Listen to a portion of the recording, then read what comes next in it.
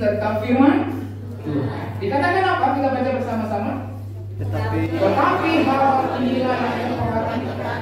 Oleh sebab itu aku akan berharap. Tak berkesudahan kasih setia Tuhan, tak harus ada selamatnya, selalu baru setiap hari besar kesetiaan. Ayat yang ke-24.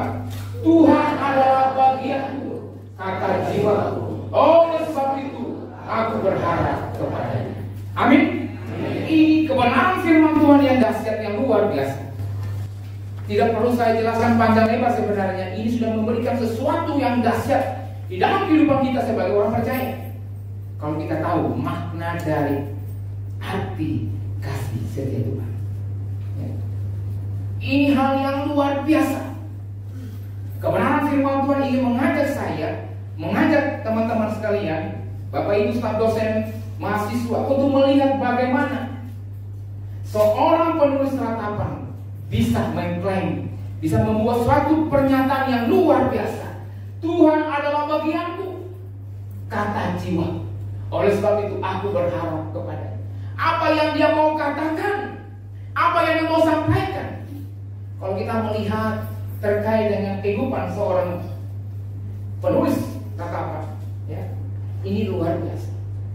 Ketika saya membaca, ya puji Tuhan, beberapa semester ini saya mengajar PL1 dan saya pikir itu bukan satu kebetulan. Ayat ini saya mau bagikan, ya kan? PL1 maupun PL2. Saya berbicara tentang kitab ini, ya. Ini merupakan salah satu teks yang sangat terindah. Kalau Bapak Ibu saudara mahasiswa membaca Alkitab, kitab-kitab puisi secara khusus, kitab Ratapan pasal 3 merupakan salah satu teks yang sangat terindah yang ada di dalam Alkitab, ya. Karena apa? Karena semua ditulis dalam bentuk akrostik.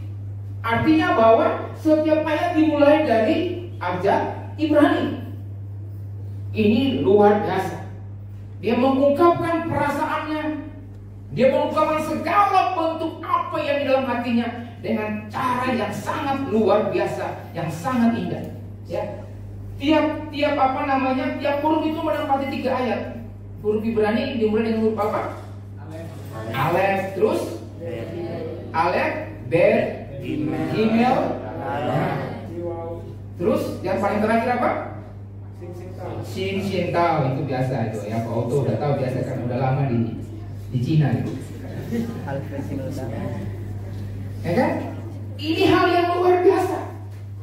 Ini sekali lagi saya mau katakan bahwa ini teks yang sangat indah dan sangat-sangat luar biasa ketika saudara membaca dengan penuh perhatian, baca dengan baik, bukan asal baca. Ya, ini yang luar biasa. Tetapi yang saya mau katakan di sini, sayangnya apa? Sayangnya keindahan puisi ini tidak dibarengi, tidak bersama dengan keindahan nasib penulisnya. Ya, puisi ini luar biasa, teks ini begitu dahsyat. Tetapi sayangnya apa? Teks ini tidak dibarengi, tidak bersamaan dengan nasib penulis ayat ini. Siapa penulisnya? Gimana nasib Yeremia? Gimana nasib Yeremia? Indah?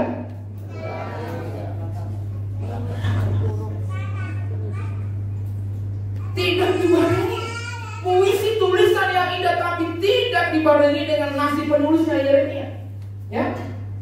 Bahkan bangsa Yehuda pun tidak menikmati keindahan. Mereka ditindas, bahkan kehilangan. Kalau membaca latar belakang kitab Ratapan itu, mereka kehilangan Yerusalem yang merupakan kota kemegahan, kehilangan bait Allah yang merupakan pusat sentral di mana menyembah Allah. Mereka tidak menikmati. Ya. Puisi begitu tidak justru ditulis di tengah keterpurukan Yeremia dan bangsa Yehuda. Puisi ini muncul sebagai respon terhadap pembuangan bangsa Israel ke Babel. Dan ini betul-betul sesuatu yang tadi saya katakan di awal tadi, 2023 bagi saya secara pribadi dan keluarga merupakan sesuatu hal yang sangat gelap, sangat menakutkan. Ya. Tetapi bagaimana kasih setia Tuhan ada di dalam. Ya. Kita lihat lagi. Situasi ini sangat berat bagi Yeremia. Sangat berat. Karena apa? Karena ia Yeremia memberitakan firman Allah, tetapi tidak ada respon positif dari bangsa Israel. Ia beritakan firman Tuhan, dia berkhotbah sama seperti saya, sama seperti kalian mengajar di KA, di RCTB, guru-guru, ya, Ibu Ros, Ibu Lis mengajar di SMTK, tetapi anak-anak gak ada satupun yang mengerti tapi tidak mau belajar, tidak naik kelas, tidak bertobat. Itulah yang dialami oleh seorang Yeremia. Berkhotbah, berkuar-kuar, berteriak sampai kalau bisa pita suara ini mau keluar, tidak ada satupun orang Israel yang mau bertobat. Jauh dari keindahan puisi yang dia tuliskan. Ya. Mereka bahkan menentang dan menganiaya seorang Yeremia. Jadi ini hal yang luar biasa. Saya mencoba membuat satu komparasi perbandingan bagaimana kehidupan kita pada tahun 2023, lalu bagaimana kita akan masuk di dalam tahun yang berikutnya. Situasi hidup mungkin baru berubah sesudah masa yang panjang, namun ada satu perubahan yang harus terjadi, yaitu perubahan cara pandang. Kalau saya ada pada saat ini ingin maju ke tahun 2024, harus ada cara pandang saya di mana. Kalau Yeremia mau terus melayani, harus ada perubahan cara pandang. Kalau saya masih berangkat dari tahun 2023, saya jujur saya tidak mampu masuk di tahun 2024 ini. Sangat berat, ya. Setiap tanggal 1 Januari kalian di mana Bapak Ibu? Tanggal 1 Januari kemarin. Tanggal 1 Januari di rumah nggak ibadah? Hah? Ibadah nggak tanggal 1 Januari? Tanggal 1 Januari saya di rumah sakit. Berat, mulai tahun saya sudah di rumah sakit. Ya, dari pagi jam 6 sampai tengah malam di rumah sakit. Berat, Bapak Ibu. Orang lagi memuji Tuhan, memulai tahun baru dengan suatu hal yang luar biasa. Saya memulai tahun baru di rumah sakit. Berangkat pagi, pulang malam. Ini apa yang Tuhan mau ini, Pak? Mulai tahun baru dengan sesuatu yang sangat berat. Tetapi harus segera terjadi perubahan cara pandang kita. Nanti kita akan melihat bagaimana seorang Yeremia dalam satu situasi yang sama, tetapi dia melihat dengan cara pandang yang berbeda. Dia melihat situasi yang sangat pelik di dalam kehidupan bangsa Yehuda, tetapi dia melihat bahwa bagaimana cara Tuhan mengubah dia untuk menikmati setiap bersatu.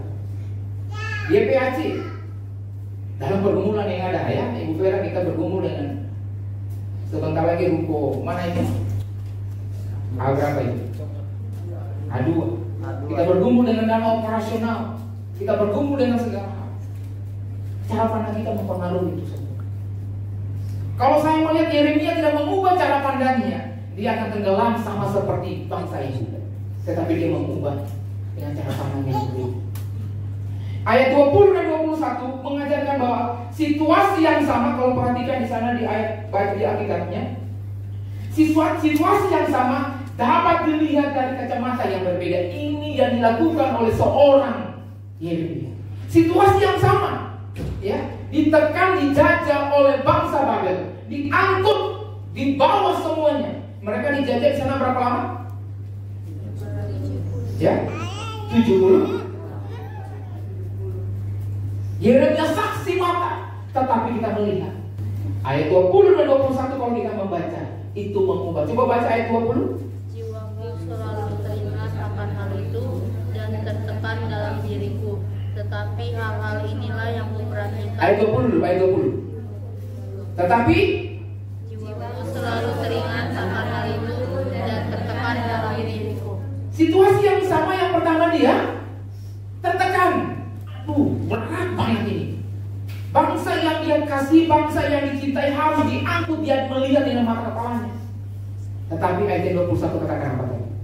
Tetapi hal-hal inilah yang kuperhatikan, oleh sebab itu inilah perubahan cara pandang. Dalam situasi yang sama, tetapi dia dapat melihat dengan cara pandang yang berbeda. Ya, perbedaan cara pandang ini yang pada gilirannya akan mempengaruhi kehidupan orang yang memandangnya. Yeremia mengalami perubahan cara pandang yang luar biasa. Di ayat 20 pikiran Yeremia terfokus pada masalahnya. Bagaimana bangsanya dijajah?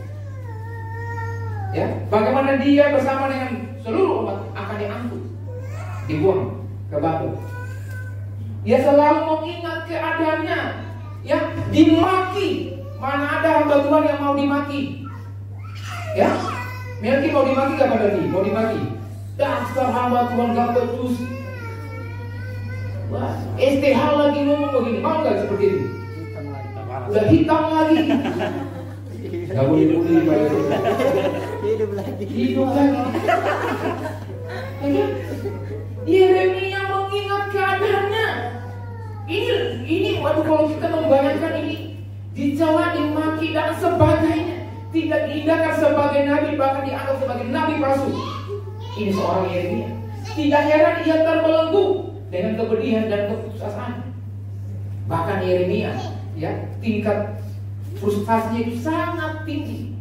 Ya, kalau belajar dari psikologi itu dia sudah harus direhabilitasi pikirannya supaya kembali waras. Karena bertahun-tahun melayani tidak ada yang bertobat, tidak ada yang percaya kepada dia. Bahkan seakan-akan Tuhan itu diam terhadap dia. Kalau ketika dia mengingatnya ayat 20, jiwanya sangat tertekan. Siapa sini yang jiwa tertekan? Angkat. Ya, supaya Melki minta tolong Pak Melki karena dia saya layani. Oh iya, Pak Melki layani. Paut yang tertekan. Paut yang tertekan. Ini yang mau kita lihat. Kita lihat lagi ya. Di ayat 21, Yeremia mengambil pilihan yang tepat. Ia memperhatikan hal-hal yang berkaitan dengan Allah, bukan persoalannya. Ini penting sekali untuk kita renungkan. Perhatikan. Yeremia mengubah cara pandangnya. Dia tidak melihat kepada persoalannya, tetapi dia melihat bagaimana hal-hal yang berkaitan dengan Allah. Ini penting. Seperti tadi di awal saya katakan, berat bagi saya bersama dengan istri Ibu Mawar, bersama dengan anak-anak yang mungkin saya tidak tahu Bapak Ibu, tetapi ketika saya berfokus dengan persoalan ini, gak akan selesai. Berat, ya. Tetapi saya sungguh bersyukur karena inilah yang kami pikirkan tanda dengan Allah. Ya. Kalau YPAC ya Ibu Vera kalau masih mau berpikir tentang masalah di sini nggak akan selesai, nggak akan pernah aman Ibu Vera, gitu kan? Kalau mau berpikir tentang 200 juta kita dapatkan nggak akan pernah. Tetapi kebenaran firman Tuhan terkait dengan hal ini ayat 20-21 Yeremia mau mengajarkan supaya apa? Mari kita melihat konteks yang sama, persoalan yang sama, tetapi dilihat dengan cara pandangnya Allah. Tidak melihat pada persoalannya, tetapi melihat berkaitan dengan Allah. Bagaimana Allah bekerja di dalamnya, bagaimana Allah melakukan segala sesuatu di dalamnya. Dan ini kami rasakan. Bapak Ibu, istri saya Ibu Mawar nggak pusing dengan keberadaan, karena dia tahu bagaimana Allah merancang dia. Kemana-mana itu kita nggak pernah rasa malu dan sebagainya. Dia mau jalan kontos, mau apa kayak. Ya kan, di gereja itu sampai somoter. Kok bisa Ibu Mawar ikut gereja dengan kepala pelontos gitu kan? Ke mall, ke rumah sakit, kita berjalan aja dengan pelontos. Ya memang lagi sakit. Ya.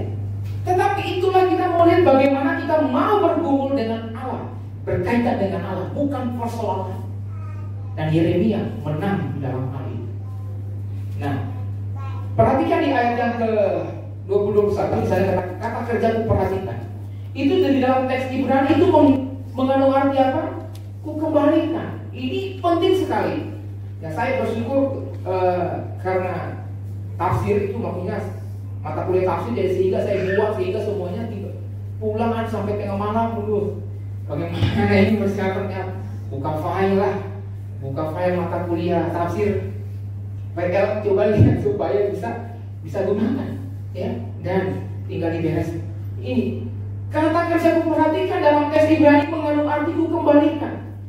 Dikembalikan artinya apa? Adalah pada ini dari kata life, ya, yang dalam versi bahasa Inggris diterjemahkan hati, ya, lalu atau pikiran. Jadi kita melihat bahwa ini yang kuperhatikan itu nanti kita akan lihat bagaimana dia mengembalikan cara pandangnya. Seperti katakan tadi, dalam konteks yang sama untuk diubah melihat kepada apa yang Tuhan melakukan. Ya, nanti saya akan bahas sampai kepada poin masuk kepada kasih karunia. Kenapa sampai seorang Yeremia berani mau mengatakan itu? Ini begitu banyak versi kalau kalian Bapak Ibu teman-teman, karena ini akademis, sehingga saya mencoba memunculkan istilah-istilah ini supaya mahasiswa jangan nggak tahu apa-apa, ya, supaya bisa mengerti bagaimana kata kuperhatikan itu punya makna yang luar biasa. Ya, Yeremia mau katakan ku kembalikan. Kita lihat lagi. Nah, jika kita mengambil terjemahan hati kan tadi dalam bahasa itu, nah seperti dalam Septuaginta, kita dapat menerjemahkan ayat 21a begini sebagai berikut. Hal ini aku kembalikan ke dalam hati. Artinya bahwa semua yang ini dia masuk ke dalam hatinya.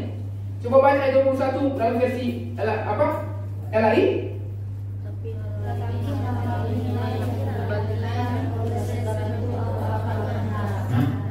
Beda. Jadi dia mengembalikan semua, menyerahkan semuanya ini ke dalam hatinya, merenungkan bagaimana Tuhan bekerja di dalam hidupnya. Ini sesuatu hal yang gak gampang Bapak Ibu. Gak gampang. Perlu konsistensi yang tinggi dari seorang hamba Tuhan untuk melakukan hal ini. Ya.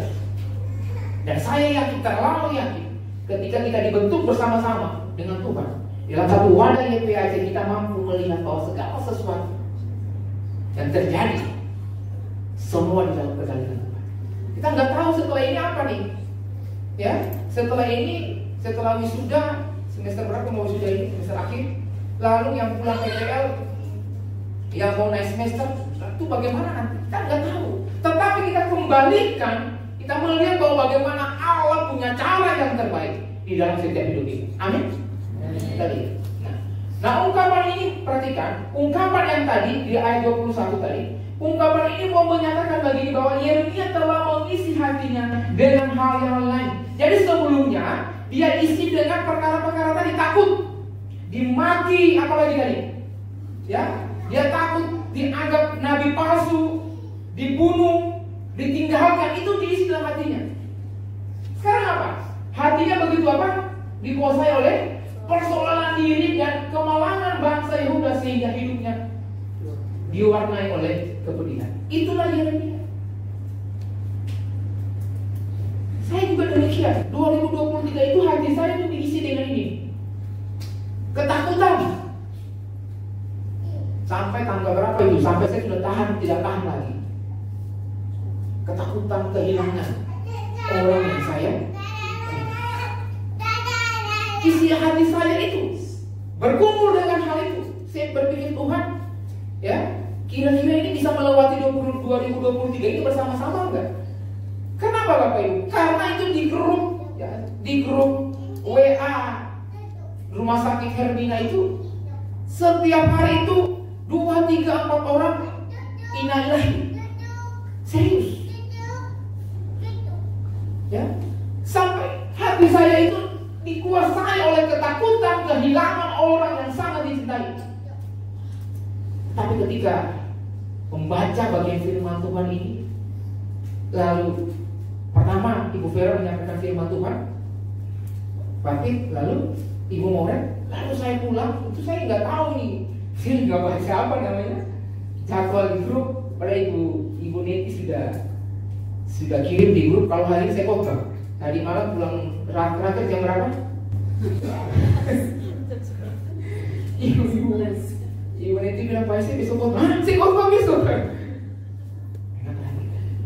Tetapi ya ini, ya puji Tuhan ya, nggak bukan satu kebetulan bahwa saya mengajar mata kuliah tafsir, sehingga saya mencoba untuk mengeluarkan folder-folder tafsir supaya bisa. Nah, di sini kita melihat bahwa ini yang dulu pernah ini, ya, yang saya pikirkan, ketakutan dan sebagainya. Tetapi kita mau melihat di dalam ayat itu, ketika kita kembali kepada arti tadi yang saya katakan, ku kembalikan, bukan ya. Di sini seorang Yeremia memutuskan untuk mengisi hatinya dengan kebenaran ilahi. Mengubah, ini luar biasa. Ya. Dalam konteks yang sama, dalam persoalan yang sama, tetapi bagaimana mampu mengubah, mampu mengisi hati kita. Bukan dengan persoalan itu, tetapi dengan masalah tentang Allah. Bagaimana Allah menguasai hati kita. Ya. Kebenaran ini sempat terlupakan, namun sekarang dikembalikan lagi ke hati. Jadi Yeremia sudah lupa. Dia lupa bahwa dia adalah hamba Tuhan. Dia lupa adalah bahwa setiap hamba Tuhan pasti akan mengalami kesulitan demi kesulitan. Dia lupa bahwa dia itu memang dipanggil oleh Tuhan, dipersiapkan oleh Tuhan. Dia lupa bahwa teman-temannya, para nabi yang lain pernah mengalami hal yang sama, ditindas, dicela, bahkan hampir dibunuh. Dia lupa tentang. Dia lupa bahwa Tuhannya pun tidak disembah oleh bangsanya. Dia lupa, sehingga dia mau kembalikan itu. Dia mau kembalikan itu. Hatinya diisi dengan kebenaran tentang Allah. Kalvari dengan pergumulan yang ada, dengan sekarang ini cukup banyak yang harus kita renungkan, kita pikirkan ke depan. Ada berapa mahasiswa? 42 mahasiswa. Bagaimana kita pikirkan sponsor supaya teman-teman mahasiswa ini makan pagi itu bisa, makan siang itu bisa, makan malam itu bisa. Apalagi bagaimana dengan semua staf, bagaimana supaya berkat Tuhan tiap bulan itu ada, Ibu Vera, gitu ya.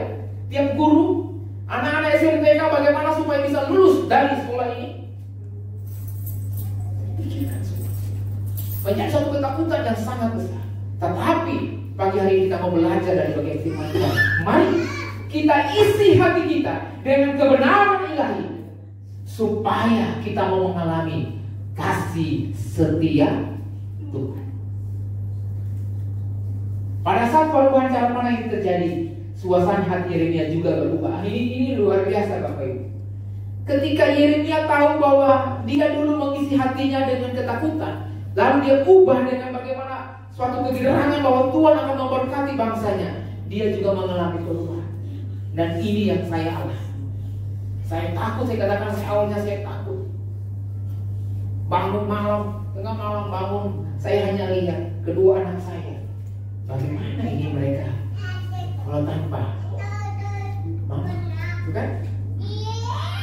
Istri saya mulai dari umur 5 tahun sampai sekarang ini hidup tanpa papa, karena harus berpisah orang tua, ya kan? Cerai. Papanya pergi, lalu menikah lagi dengan lain, lalu Ibu Mawar tinggal bersama dengan mamanya, bersama dengan adik-adik. Mamanya nggak menikah, hampir punya dia nggak menikah, fokus ngurus Ibu Mawar. Apakah harus Queen dan Darren itu mengalami hal yang sama, tidak bersama dengan orang tua, khususnya salah satu? Ini pernah. Tetapi ketika saya melihat bahwa ketika itu diisi dengan kebenaran ilahi, bagaimana dengan cara Allah, maka suasana hati juga akan berubah. Ini harus kita renungkan, ya. Yeremia tidak lagi tertekan, ya. Coba baca 3:20.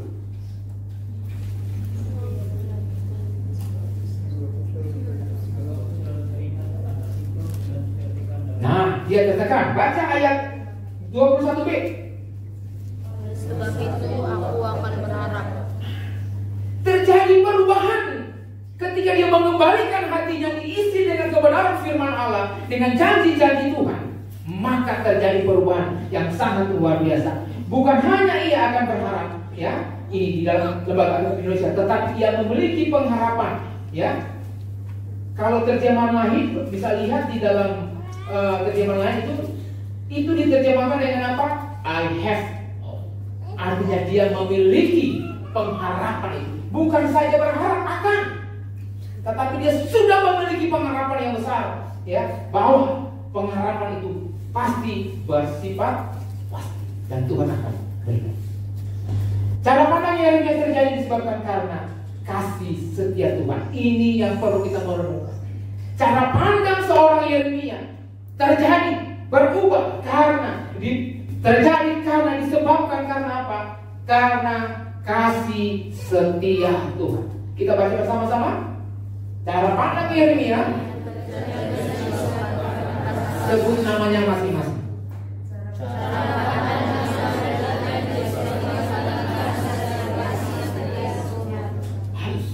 Itu dialami oleh setiap kita. Cara pandang seperti apa yang membuat Yeremia mampu berharap? Cara pandang apa yang perlu kita dapat? Kita akan melihat satu persatu. Cara pandang apa yang membuat Yeremia mampu berkata di dalam ayat 21 tadi. Dia punya harapan. Ayat 22 bunyinya apa? Itulah cara pandang yang luar biasa. Dia mengubah semuanya. Dia membuat satu statement yang luar biasa, bahwa tak berkesudahan kasih setia Tuhan. Segala sesuatu boleh terjadi. Bangsa Israel menghina dia, ya, dia dicaci maki, disiksa, tetapi dia mau katakan di dalam ayat 22, tak berkesudahan kasih setia Tuhan, tak habis-habis rahmat. Ayat ini kalau kita baca, ya, ini berarti gak habis, berarti tak berkesudahan, tetapi ada punya makna yang luar biasa. Nanti kita akan lihat kenapa sampai lembaga Alkitab Indonesia mau menerjemahkan demikian. Ya, kita akan lihat. Ternyata ada sesuatu yang Yeremia mau katakan bahwa, oh begini ya. Oh, ternyata yang selama ini dialami oleh bangsa Israel itu masih biasa. Nanti kita akan lihat, ya. Lembaga Alkitab dan berbagai macam versi itu mengartikan ayat tadi, kata pertama itu dengan tak berkesudahan kasih setia Tuhan. Tetapi ada versi lain, apa sebentar? Dan dari terjemahan ini itu memberikan pengertian begini, bahwa subjek dari kata kerja di situ adalah tak berkesudahan, ya, apa adalah kasih setia Tuhan. Tak berkesudahan kasih setia Tuhan. Jadi subjeknya adalah. Nah, kita akan lihat versi lain. Namun jika dilihat dari teks Ibrani, ini karena dalam konteks bersama dengan mahasiswa akademis saya coba memberikan, ya. Kalau kita dalam versi Ibrani yang ada, terjemahan ini sedikit meragukan. Artinya terjemahan lembaga Alkitab Indonesia perlu diragukan. Kenapa? Karena subjek dari kata kerja tak berkesudahan itu lo tamu. Nah, lo tamu ini adalah orang pertama jamak.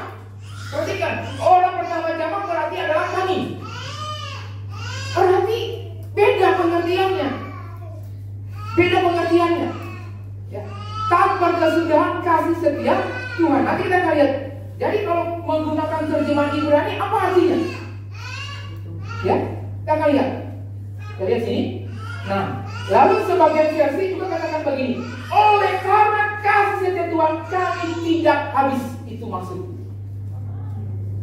Oleh karena kasih setia Tuhan kami tidak habis. Bisa nangkap? Bisa nangkap? Artinya begini, kalau bukan kasih setia Tuhan, orang Israel itu sudah lengkap semuanya. Bukan saja diangkut di Babel. Ya, gak ada satupun yang tersisa. Tetapi kitab Yeremia menulis bahwa masih ada sisa-sisa Israel yang tinggal. Jadi Yeremia mau katakan, karena kasih Tuhan. Jadi ini hal yang perlu Yeremia syukuri, bahwa yang dialami itu masih biasa. Ini luar biasa, sudah depresi, nggak ada orang bertobat, udah dianiaya, tetapi dia katakan apa? Oleh karena kasih Tuhan, kami tidak habis. Ini perlu kita renungkan. YPAC, oleh karena kasih Tuhan, masih ada sampai hari. Ya, ini perlu kita renungkan. Mahasiswa, oleh karena kasih Tuhan kalian bisa kuliah. Jadi ini ya. Jadi nanti terserah kalian mau pilih versi mana, tetapi lembaga Alkitab Indonesia menerjemahkan tak berkesudahan kasih setia Tuhan. Sebenarnya artinya sama, bahwa karena kasih setia Tuhan kita masih ada sampai hari ini. Ini jadi mau katakan, oleh karena kasih setia Tuhan kami tidak habis lenyap dihukum oleh Tuhan.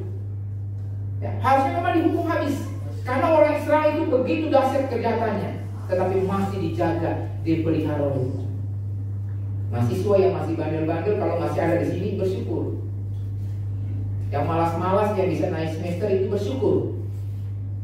Ya, karena kasih dari Tuhan bisa naik semester 2. Nah, berdasarkan terjemahan tadi yang saya ambil dari apa namanya bahasa Ibrani, ya, menyimpulkan begini bahwa kehancuran Yerusalem dan Bait Allah serta pembuangan orang Yehuda ke Babel bukanlah situasi yang terburuk yang bisa dipikirkan oleh Yeremia. Bisa paham? Istri saya sakit, itu bukan hal terburuk. Bisa paham? Ya, itu bukan hal terburuk yang saya alami. Karena bisa saja ada hal-hal yang terburuk yang Tuhan akan lakukan, tetapi karena kasih dari Tuhan, dia masih setia menjaga. Jadi saya mau katakan begini, kalau YPAC ada sampai hari ini, ya, dengan situasi yang ada, itu karena kasih Tuhan. Orang-orang yang mungkin dan sebagainya menilai asumsi atau apa terhadap YPAC, terhadap mahasiswa, terhadap kita, itu bukan hal yang terlalu buruk. Jangan kita pikir, karena Tuhan sangat mengasihi kita, makanya Dia kasih berikan kita masih ada sampai hari ini.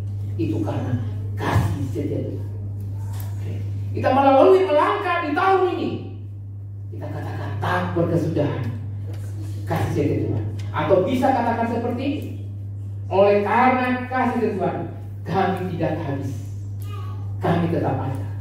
Apapun situasinya, apapun masalahnya, ya, serangan atau apa, penilaian atau apa dan sebagainya, kami tidak habis, kami akan ada karena oleh kasih setia Tuhan tak pernah berkesalahan. Kita lihat lagi, Tuhan bisa saja menghukum orang Yehuda lebih hebat lagi. Ini perlu kita renungkan. Saya dan keluarga bisa saja Tuhan hukum lebih hebat lagi. Ini perenungan yang luar biasa yang saya coba lihat. Ya. Orang Israel, orang Yehuda bisa dihukum lagi dengan memusnahkan mereka seluruhnya tanpa terkecuali satu pun. Allah bisa saja memutuskan perjanjian dengan bangsa Yehuda atau covenant itu hilang dan memilih bangsa lain sebagai pengganti. Kira-kira bisa nggak? Bisa nggak? Bisa. Tetapi Allah tidak melakukan karena tadi kasih setia Tuhan. Ini hal yang menarik yang perlu kita renungkan sebagai mahasiswa, sebagai staf dosen, sebagai pimpinan. Ya. Bersyukur karena kasih setia Tuhan selalu ada bagi kita tak berkesudahan yang perlu kita alami di dalam kehidupan kita. Pertanyaan pikiran untuk perlu kita renungkan. Bukankah Yehuda bangsa yang selalu tegak tengkuk? Betul? Bukankah apa? Berlebihankah apabila Allah menghabisi mereka semua dari muka bumi ini? Ya. Lalu ketiga, berlebihankah jika Ia memberikan kasih-Nya kepada bangsa lain? Allah bisa lakukan semua itu. Tetapi kenapa Allah membiarkan mereka? Kenapa kasih setia ini tidak dicabut dari bangsa Israel? Kenapa tidak dibuang, diberikan kepada bangsa yang lain? Kenapa? Kasih setia Tuhan yang mau memberikan itu. Itu yang perlu teman-teman rasakan. Saya mencoba untuk merenungkan itu. Setelah khotbah pertama Ibu Vera, saya merenungkan itu. Ini pertama Ibu Vera khotbah, saya Ibu, saya alami Ibu. Tetapi saya mencoba masuk merenungkan. Ya. Ternyata bahwa oleh anugerah Tuhan, kasih setia Tuhan, dari ayat 1 sampai ayat 40 berapa? 46 ya.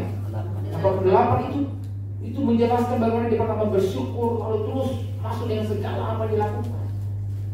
Apa yang mau disyukuri? Apa yang mau disyukuri? Yang adalah keluhan, adalah mempertanyakan.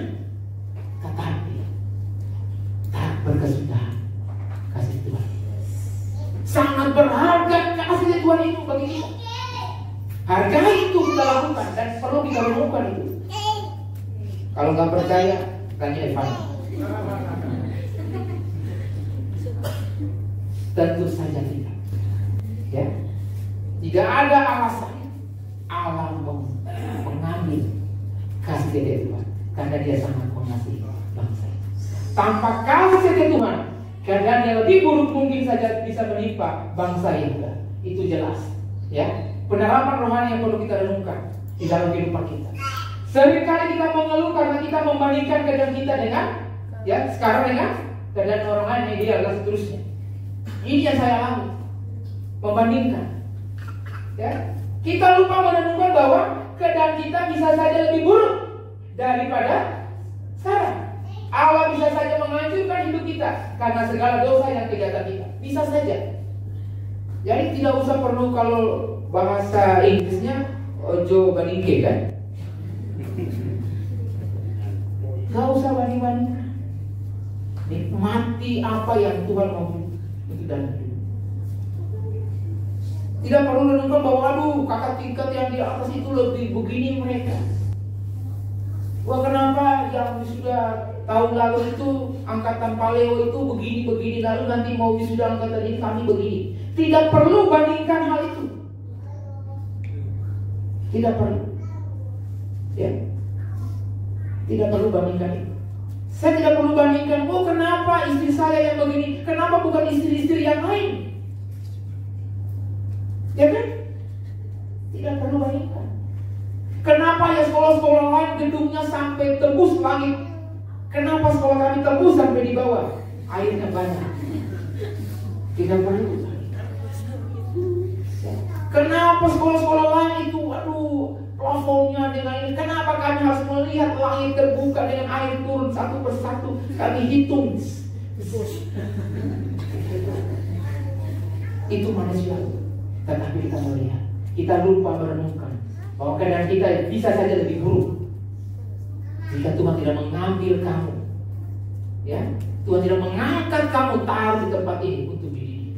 Perlu renungkan bahwa kasih setia Tuhan sangat besar di dalam kehidupan kita. Amin. Kenyataannya Tuhan masih menyisakan begitu banyak alasan bagi saya dan saudara untuk mengucap syukur. Kemarin ini poin ketiga ucapan syukur. Kenyataan, ya, ada begitu banyak alasan untuk mengucap syukur. Saya katakan bersama dengan Ibu Mawar, istri saya, ada alasan yang kita bersyukur. Kenapa? Ibu Mawar ngomong kepada saya, iya, puji Tuhan saya yang sakit. Coba kalau Deren dan Kui yang sakit. Kalau saya yang sakit masih bisa tahan.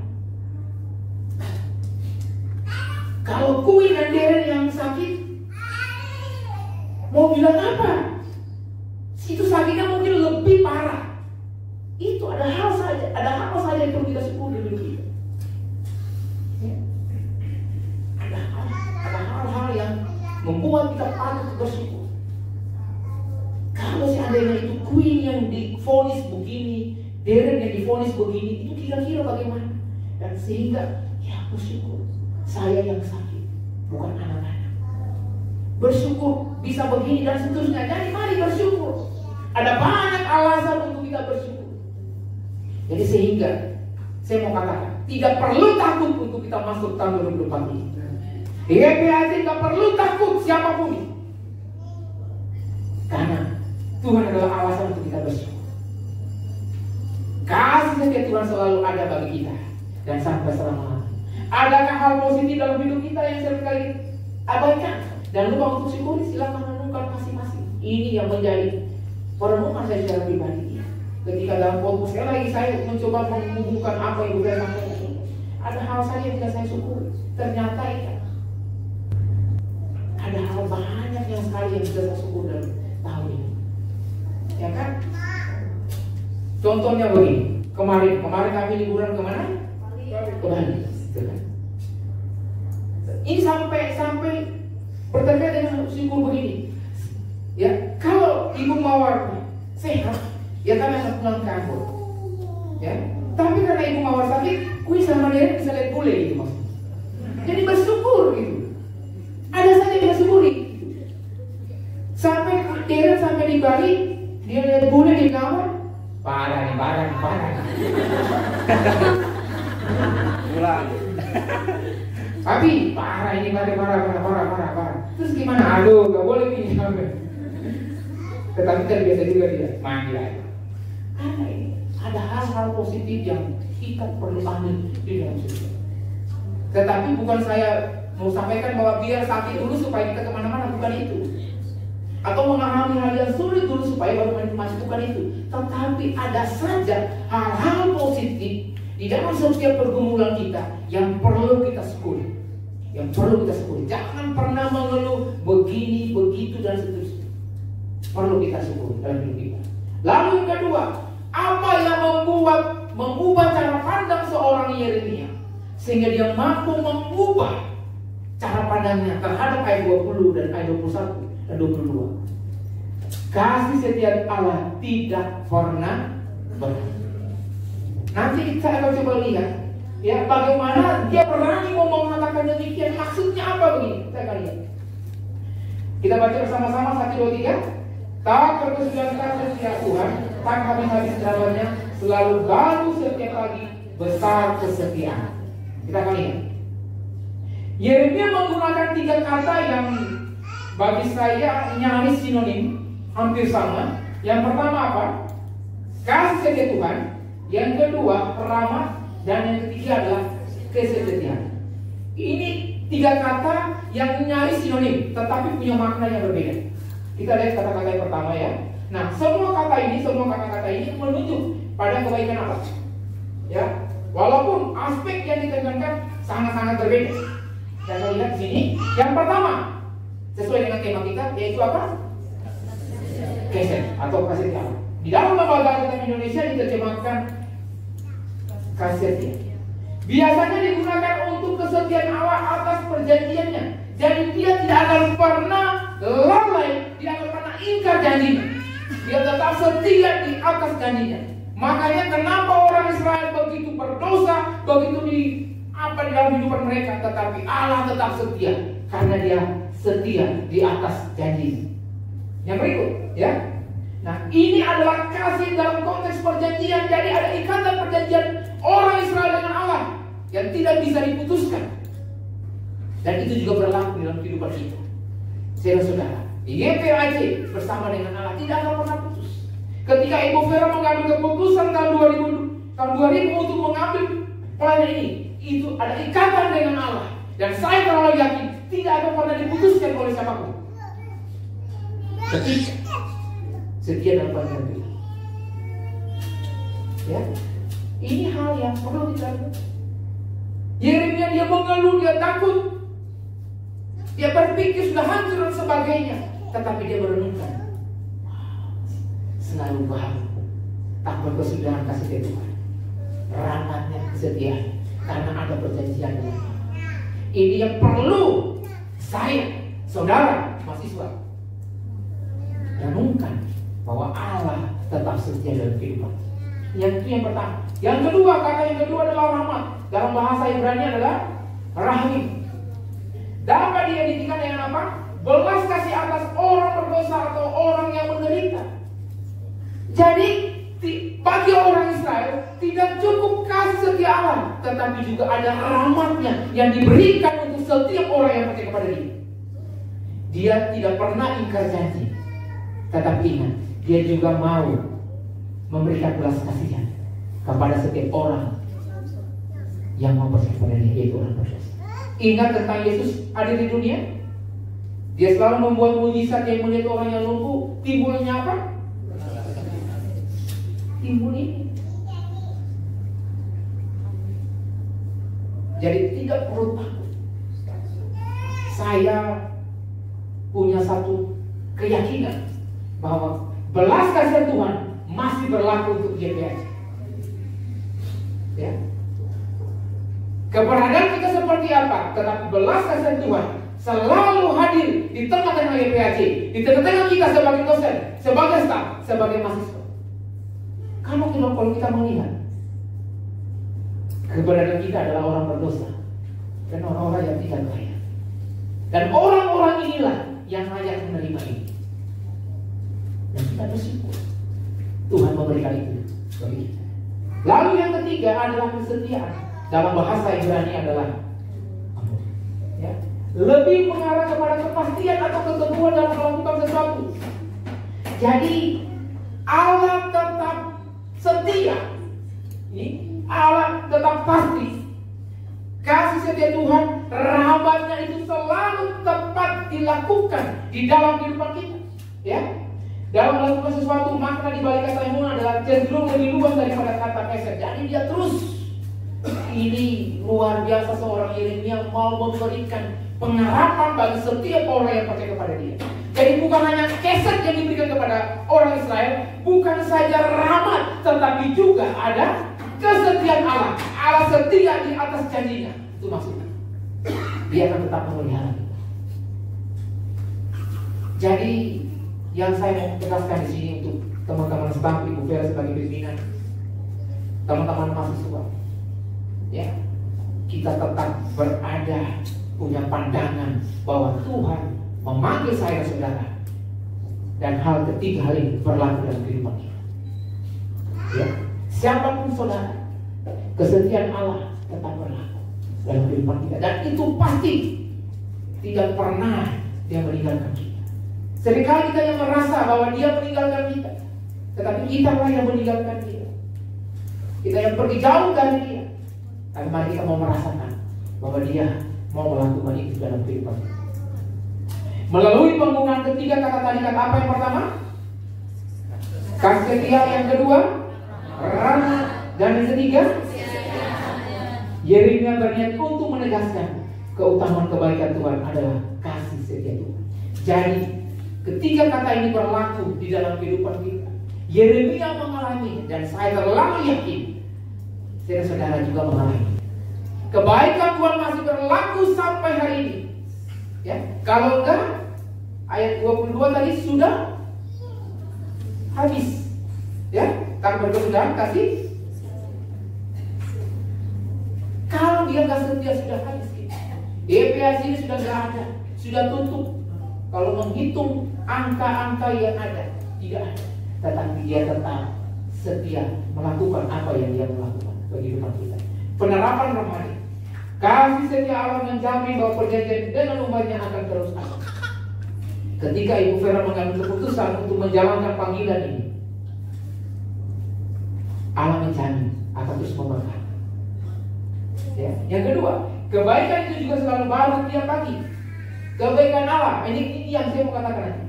Terus menerus dan ada selalu baru adalah dua hal yang berbeda. Coba baca ayat tadi, kasih setia Tuhan selalu tak berkesudahan kan? Tetapi ini berbeda, ingat. Terus menerus ada dan selalu baru itu adalah dua hal yang berbeda. Terus selalu ada itu bisa saja dia ada tetapi barang busuk. Bisa paham? Sayur yang kalian di pasar itu, Ibu Fi dengan teman-teman pergi itu sayur itu ada hari ini bisa ada, tapi belum tentu dia itu barang baru. Tetapi ini berbeda yang Yeremia mau katakan. Ya, Ibu Fi kalau ke pasar selalu cari ikan cuek yang sudah busuk atau yang baru? Yang baru. Nah, sudah busuk, yang murah. Yang murah. Ini terus menerus ada, perhatikan, ya. Dan selalu baru tiap pagi adalah dua hal yang berbeda. Saya mau katakan tadi ayat yang tadi, perhatikan sini. Perhatikan, coba lihat. Apa yang terus menerus buka ya, belum tentu selalu baru. Ya, apa yang terus menerus belum tentu selalu baru. Ya tadi, ikan cuek tadi itu bisa saja itu selalu ada, tetapi bisa saja ikan yang kemarin. Ya. Tetapi apa yang selalu baru tiap pagi berarti terus menerus ada. Itulah yang sedang dialami oleh Kalvari. Amin. Kita mau datang kepada Tuhan. Ini yang coba saya merasakan. Jadi kasih setia Tuhan itu selalu ada, tetapi selalu baru. Ini yang perlu kita renungkan. Ya, selalu baru sesuai dengan kondisi, sesuai dengan keadaan kita, sesuai dengan pergumulan kita.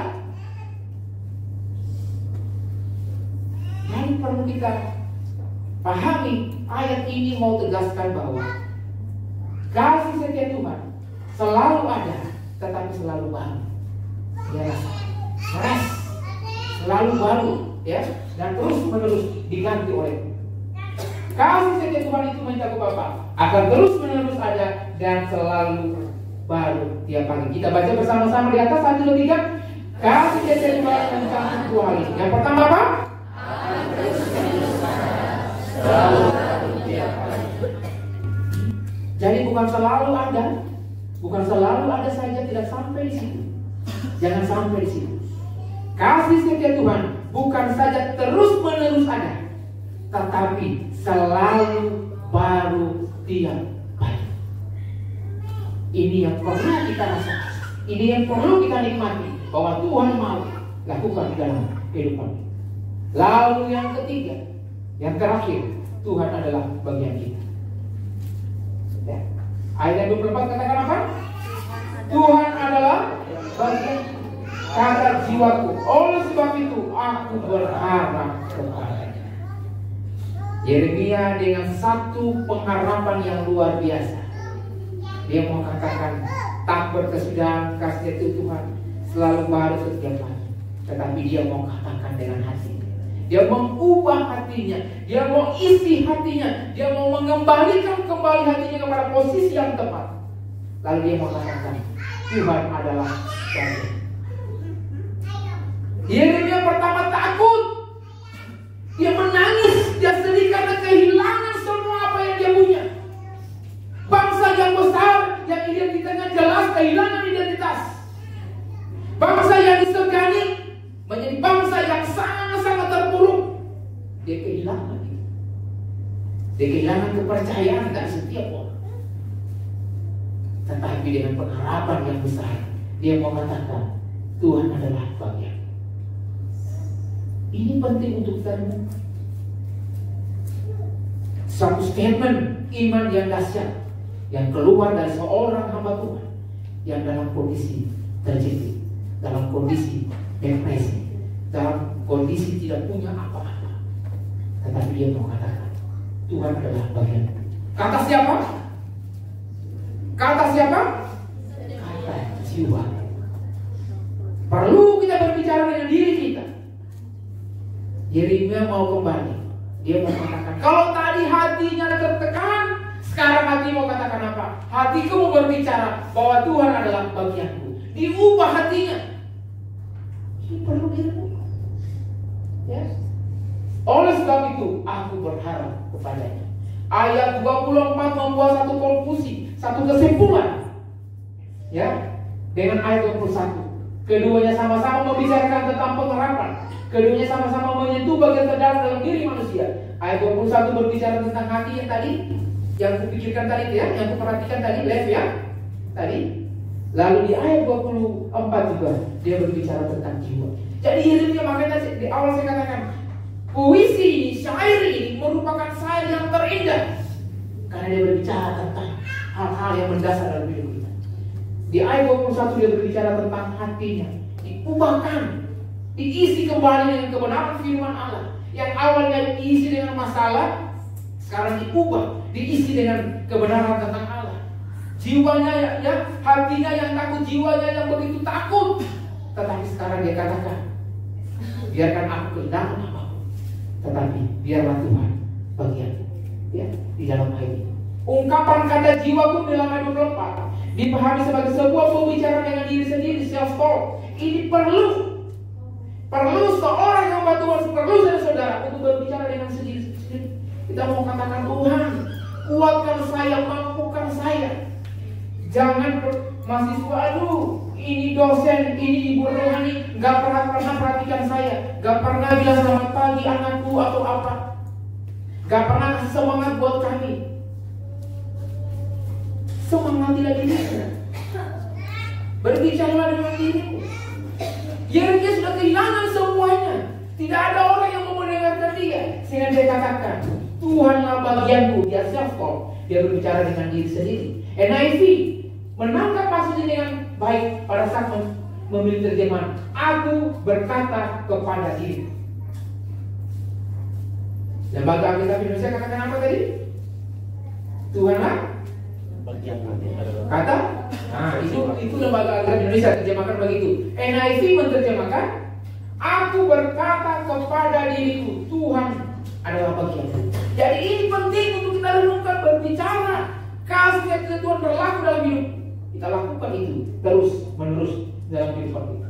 Dengan terus menerus mengingat diri sendiri bahwa Tuhan adalah bagian kita, kita akan selalu dimampukan untuk berharap kepada Tuhan. Kita berharap kepada Tuhan berdasarkan kasih setia Tuhan.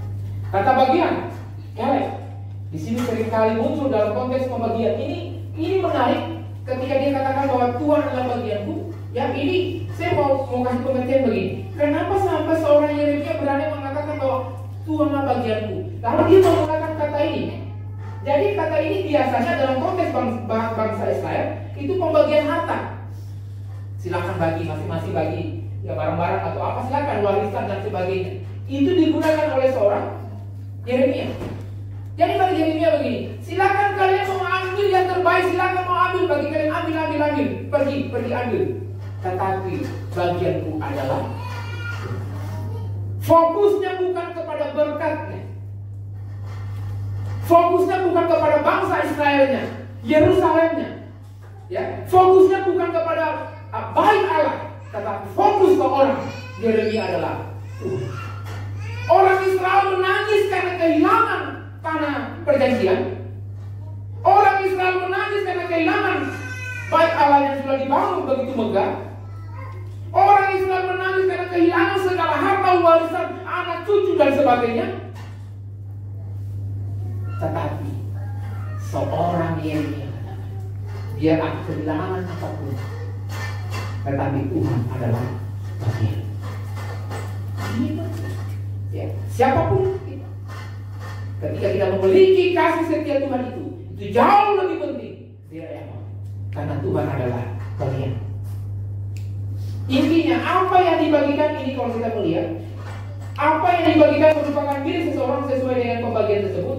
Seseorang tidak perlu merisaukan bagian orang lain, ya kan? Ia tidak perlu mengingini apa yang bukan menjadi miliknya. Orang lain mendapatkan bagian yang lain pula, ya. Jadi nggak usah peduli dengan yang lain, nggak usah risau. Itu yang ada padamu itu sudah nikmati, ya. Sakit penyakitmu yang nikmati, ya. Dimarahi di ini itu nikmati karena itu bagianmu. Nggak usah peduli dengan orang lain, ya. Nikmati.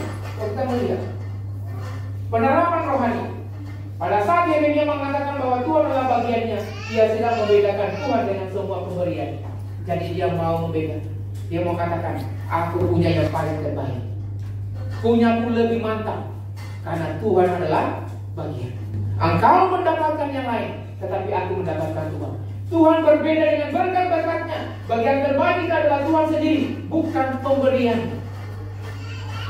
Ini mau kita lihat. Lalu berikut, ya, terus pembagian, ya, bersifat sementara dan seterusnya. Tetapi kasih setia Tuhan tidak pernah berubah kapanpun dan seterusnya. Hanya satu yang kita baca bersama-sama, 1, 2, 3. Hanya satu yang dan itu Tuhan. Dan tidak perlu. Tuhan adalah bagian kita. Gak usah perlu. Setelah wisuda ini mau ngapain? Aduh, bagaimana? Nanti pulang PPL ini mau tulis apa? Tuhan bagian. Minta kepada Tuhan, dia akan berikan dan sebagainya, ya. Sebagai kesimpulan, hidup ini memang berat, kata ini. Berat, ya. Hidup ini berat. Kadang-kadang saya dengan Ibu Mawar kita berdebat tentang hal ini. Ibu Mawar, ini istilah Ibu Mawar bahwa ini hidup ini berat. Lalu saya bilang, salah-salahnya ayo orang kaya tetapi nggak mau santai, ya. Orang kaya tapi nggak mau refreshing. Punya harta banyak, nggak mau pergi jalan-jalan ke Mekah atau kemana kayak begitu, ke Mesir, ke jalan-jalan, sehingga dikatakan hidup berat. Tetapi memang hidup berat, dia mengalami kekuatan dan sebagainya. Tetapi yang kedua, apapun akan hilang, ya. Yang kedua, apapun akan hilang, siapapun akan hilang, barang-barang apapun akan hilang, siapapun akan meninggalkan kita, siapapun, orang yang kita percaya, orang yang mendukung kita, orang yang setia dengan kita, orang yang kita percayai, orang yang support kita, orang yang menjadi apapun kita itu akan meninggalkan kita dan sebagainya. Yang ketiga, sepertinya semua berkat ini seakan tak terlihat. Sepertinya ini sudah tidak ada lagi jalan untuk kita untuk pelayanan. Sepertinya YPAJ sudah mentok sampai di sini. Sepertinya kuliah kita begini saja dan seterusnya dan seterusnya dan sebagainya. Tetapi saya mengutip apa yang dikatakan oleh seorang anak muda yang menjadi cawapres nomor 2. Siapa namanya? Waktu bukan cawapresnya. Nah, salah kan? Jawab. Gibran bilang apa kepada Prabowo? Omon-omon. Apa? Saya mengutip katanya. Tenang semuanya.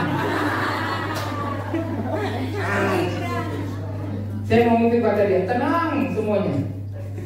Kasih setia Tuhan tidak pernah lekang oleh waktu. Dia ada di sini.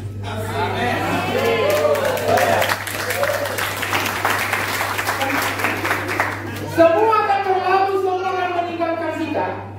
Semua akan memusuhi kita. Semua akan menganggap kita begini dan begini. Tenang. Kasih setia Tuhan tidak pernah lekang oleh waktu. Dia ada di sini. YPAJ dalam anugerah Tuhan, ya. YPAJ dalam kasih setia Tuhan, dia tetap ada di sini. Dia setia sesuai dengan janjinya. Belas kasihan Tuhan ada pada kita, dan kesetiaan Tuhan tepat seperti yang Dia mau. Jangan pernah takut. Saya melihat Ibu Vera mungkin takut untuk melihat ke depan dengan segala bentuk pelayanan ada. Secara manusia yakin pasti takut. Bagaimana mau membiayai, bagaimana mau mengurus ini, bagaimana mau begitu dan sebagainya. Dengan program yang sudah disampaikan setiap departemen, tetapi saya mau katakan tenang bukan. Kasih setia Tuhan tidak pernah lupa. Dia ada di sini. Berlaku bagi kita sebagai pimpinan, dan saya terlalu yakin. Bapak untuk Pak Peter sebagai staf. Ya, Pak Robi, Ibu Grace, kau usah khawatir Ibu Grace, tenang. Berkat Tuhan pasti, gak usah khawatir. Ya, siapapun kalian, yang masih jomblo tenang. Tenang, jodohmu masih jauh. Tenang, Tuhan akan berikan yang terbaik untuk kita. Tenang, kita tetap di dalam kasih setia Tuhan. Kita baca bersama-sama semua 1, 2, 3. Tenang. Kasih setia Tuhan tidak pernah lekang oleh waktu. Dia ada di sini. Tuhan Yesus memberkati. Kita berdoa.